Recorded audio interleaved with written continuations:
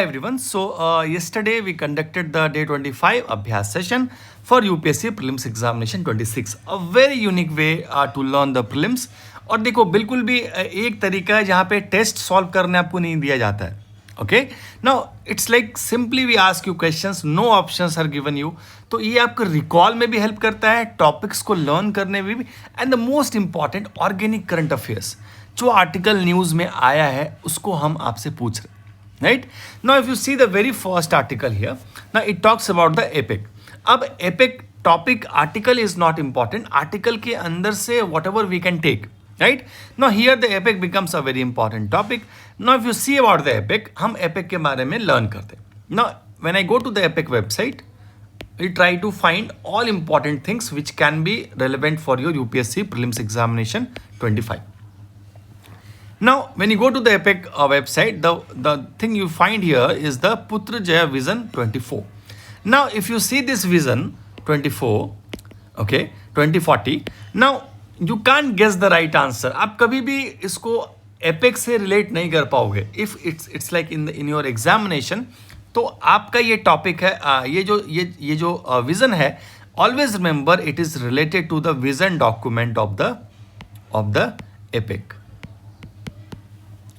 ठीक है, हमेशा याद रखिएगा ये चीज. Asia Pacific Economic Cooperation, APEC का मतलब आपको समझ में आ रहा है ना. Okay, now answer is B. So always remember this vision. The next question here. Okay, ये जो विजन है इसका 3 पिलर्स हैं, and you see here the trade and investment, the innovation and the inclusive growth. आप इनको याद रखिएगा. Now the next topic regarding the APEC is, क्या हो सकता है? History. Suppose this is a body. अब क्या हो सकता है इसका इम्पॉर्टेंट? इसका हिस्ट्री क्या है, इसका सेक्रेटेरिएट क्या है, इसके मेंबर्स क्या है, इसके फंक्शनिंग क्या है, और एग्जैक्टली कब फॉर्म हुआ है ना. तो अब देखो आप इसका next question talks about the secretariat is in Singapore. Yes, it is in Singapore. Third, जब कभी भी एपेक अगर बॉडी है and when we add some member here, okay, so what exactly the procedure? It's not 3/4, it's not 2/3, it's the consensus of all existing members, and then it is the correct. ठीक है. Then the next question says, very important, WTO say how it is related, right? Now WTO is a rule based multilateral trade agreement, but APEC is a consultative process operating on a voluntary basis. And this is what, so this is correct statement. WTO is a rule based agreement, but EPIC में ऐसा नहीं है. There's no like rule based agreement is in the EPIC. They discuss, they consult, they reach to some conclusion, and then consensus is built up. ठीक है ना. Now if you see the next question, it says about the members of the EPIC. अब आप members देखोगे यहाँ पे, तो it's like China is also there, US is also there, India नहीं है. इंडिया नहीं है इसका मेंबर. ठीक है, तो इस चीज़ का आपको ध्यान रखना है कि यहाँ पे US, China, Russia, everyone is there, but India is not there. Okay, और इनकी हिस्ट्री जो है वो भी मैंने आपसे पूछा है, who were the founding members and later who all joined. ठीक है, तो आपको इस डॉक्यूमेंट से पढ़ लेना है. All the registered student, we give you this document for the अभ्यास. अब ये देख लो, ये एक हो गया यूपीएससी का एक इंपॉर्टेंट क्वेश्चन. ये 3 जो हमारे साउथ ईस्ट एशिया से रिलेटेड है, ASEAN, APEC and east Asia summit, how exactly इनको अगर हम ऑर्डर में अरेंज करें, है ना, स्टैब्लिश कब हुए, तो सबसे पहले आसियान आएगा, दैट इज 1967 एस्टेब्लिशमेंट है. फिर एपेक आएगा 1989, and then East Asia Summit that formed in 2005. समझ में आया? तो इसको याद रखिएगा, ये एक बहुत इंपॉर्टेंट है. ईस्ट एशिया का वैसा भी रेलेवेंस जो है बढ़ता जा रहा है, एंड कभी भी ये आपको आ सकता है, इंडिविजुअली भी आ सकता है और ग्रुप में भी आ सकता है. नेक्स्ट आर्टिकल अगर आप देखो, बहुत इंपॉर्टेंट आर्टिकल था ये, Hindustan Times. It says here the ministry expands the list of industries. अब आप देखो कि जो पॉल्यूशन इंडेक्स है ना, on basis of that the sectors are divided into different category, है ना. Let me take you to the explanation point of. The first is the red, the orange, the green and white. Now it's very important that you know exactly the pollution index. Based on the pollution index, the red sector में जो sectors हैं वो red category में कितना होना चाहिए index, orange में कितना होना चाहिए, ग्रीन में कितना होना चाहिए, व्हाइट में कितना होना चाहिए. सो सबसे अच्छा क्या है, white, less than 25. Okay, now it is also very important at the same time you should be knowing that white जो कैटेगरी है उसमें कितने इंडस्ट्रीज हैं, है ना. यू सी 54, 94, सबसे 54 में वाइट है. अब इंपॉर्टेंट ये यहाँ पर ये है कि इन्होंने एक नया कैटेगरी इंक्लूड किया है, that is called the blue category. और ये कौन कर रहा है, CPCB, central pollution control board. ठीक है, अब ये सीपीसीबी ये काम कर रहा है. अब इन्होंने एक नया कैटेगरी इसमें ऐड किया है, that is called the blue category. और इसका मतलब होता है essential environment service. What does it mean? It means दो sectors which helps in controlling and mitigating pollution, controlling and mitigating pollution, and this term is also very important, and less hazardous. That falls under the blue category, and that number of sectors are 9 only. So ये जो blue sector है ना, इसको आप याद रखोगे, ये पहले नहीं था, अभी इन्होंने इंट्रोड्यूस किया है. सो इस चीज़ का आपको ध्यान रखना है. अब ये इसके एग्जाम्पल्स क्या हैं ब्लू सेक्टर के जो हेल्प करते हैं? सीवेज ट्रीटमेंट प्लांट्स है, फिर म्यूनिसिपल सॉलिड वेस्ट है, कंपोस्टिंग यूनिट्स हैं. These are the examples of the blue sector से इंडस्ट्रीज. ठीक है, अब एक और आर्टिकल देखो, ये आपको ये बिजनेस स्टैंडर्ड्स है, ये टर्म्स टॉपिक्स जो आप देखते हो एग्जामिनेशन में, कभी कभी आपको इकोनॉमिक्स में डिफिकल्ट क्वेश्चंस क्रिएट होते हैं. ये क्वेश्चंस लाइक कहाँ से आते हैं, है ना, न्यूज़पेपर से आते हैं. सीधी सी बात है, न्यूज़पेपर इज द की.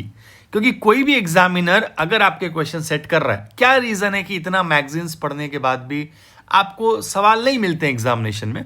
क्योंकि एग्जामिनर मैगजीन नहीं पढ़ रहा है. एग्जामिनर क्या कर रहा है? कॉन्फ्रेंसेस फॉलो कर रहा है, यूएन के वेबसाइट्स को फॉलो करते हैं वो लोग. देन न्यूज़पेपर इज द की, वो उनको फॉलो करते हैं. पर मैगजीन को वो फॉलो कर जब करते हैं, उनका जो रिसर्च विंग है यूपीएससी का, they follow magazines to find कि क्या पूछा है उसमें, और वो नहीं पूछेंगे वो, है ना.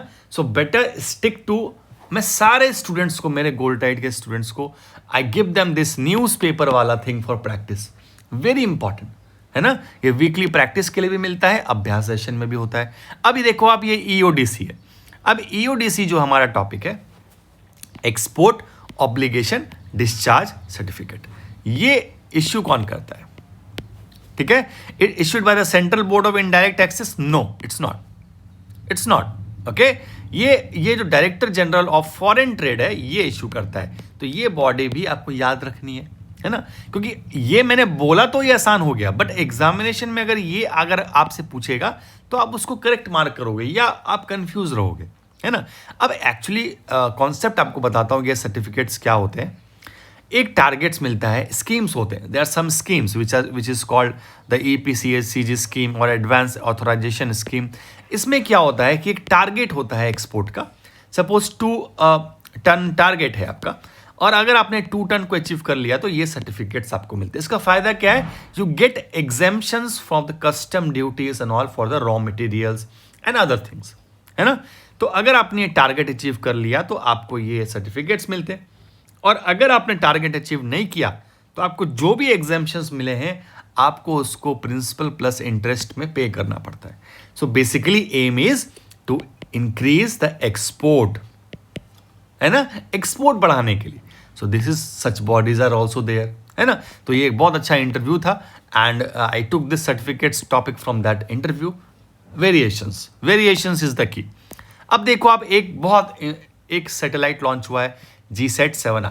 अब ये हमने कवर किया, everyone is like covering that, पर इसको लॉन्च कौन किया, इसको ले कौन गया? It's like LVM Mark 3, launch vehicle Mark 3. ये देखा है पहले भी. अब ये कहाँ देखा है पहले आपने? चंद्रयान 3 मिशन जो था हमारा, that also carried, this LVM only carried, है ना. हैवी वेट के लिए इसका कितना है? 4000 kg space craft launch. So this is correct, it's 4000 को कैरी करते हैं. Now this LVM 3 is 3 stage lift launch vehicle. Correct है बिल्कुल. The 2 strap solid strap on motors, then we have liquid and then we have cryogenic. ठीक है, तो ये चीज़ आपको याद रखनी है। फिर एलवीएम के बारे में चंद्रयान मिशन हमने देख लिया। फिर आप देखो कि लो अर्थ जो ऑर्बिट होता है वहाँ पे पेलोड कैपेसिटी ज़्यादा होती है एंड जियो स्टेशनरी जो हमारा ऑर्बिट होता है वहाँ पे कम होती है। सिंपल सी बात है ना, अगर आपको अगर क्लाइंब करना है तो आप ज़्यादा क्लाइंब कब कर सकते हो, जब आपका वेट कम हो। तो लो अर्थ ऑर्बिट पे यहाँ वेट ज़्यादा है, और जब आप ज़्यादा दूर जा रहे हो तो ऑब्वियस सी बात है आपके हाथ में वेट कम होना चाहिए, वेट शुड बी लेस। तो यहाँ पे GTO है ना। तो ये एक basic sense, like it's a common sense question, तो ये हमने पूछा। अब एक देखो, आपको एक और अभी न्यूज़ में है, मोरक्को प्लान, वेरी इंपॉर्टेंट। आपका जो मैप है आप देखो, वेस्टर्न सहारा है ना। तो अभी as per the United Nation Security resolution, आप ये मोरक्को जो वेस्टर्न सहारा है ना, दैट विल बी लाइक उनका जो फंक्शनिंग है that was under the sovereignty of the Morocco government.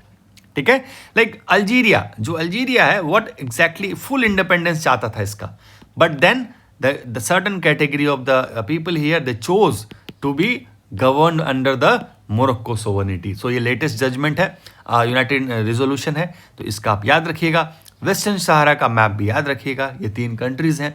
And then we have, अब देखो एक बहुत अच्छा हिंदू में आर्टिकल मिला साइंस सेक्शन में कि एक ऐसी स्पीसीज है जो आपको 2 टाइप ऑफ स्पीसीज को ऑफस्प्रिंग में कन्वर्ट करते हैं, right now, which produce the offspring belonging to 2 different species. तो वो एंट कैटेगरी से आती हैं, है ना। तो ये आपको पता ही है ऐसे क्वेश्चंस एग्जाम में कितने आ रहे हैं। तो हमने देखा और भी क्वेश्चंस, और भी आर्टिकल्स हैं, पर ठीक है, वी कांट, टाइम का थोड़ा प्रॉब्लम है, बट इट्स ओके। सो अगर आपको लग रहा है कि एक जो करंट अफेयर सेक्शन हो या यूपीएससी प्रीलिम्स की बात है, अगर आप इस तरीके से करोगे, ये यूनिक अप्रोच है। इसी की बात मैं करता रहता हूँ कि अगर आप स्ट्रगल कर रहे हो प्रीलिम्स में, आप इसको ज्वाइन करो, आप स्टार्ट करो। यहाँ बहुत एफर्ट से ये चीज़ें बनती है, ये कोई टेस्ट नहीं है जो आपको बना के रख दिया गया है and every year it is repeating. No, every week we work on these things, articles and all. और हर क्वेश्चन देख लो आप, प्रीलिम्स बेस्ड है। यहाँ कोई भी क्वेश्चन या स्टेटमेंट मेंस के पर्सपेक्टिव से नहीं है। So this is going to be very very important और बहुत इंटरेस्टिंग है। Hope so you will join and you start working for 26th prelims examination. Thank you so much.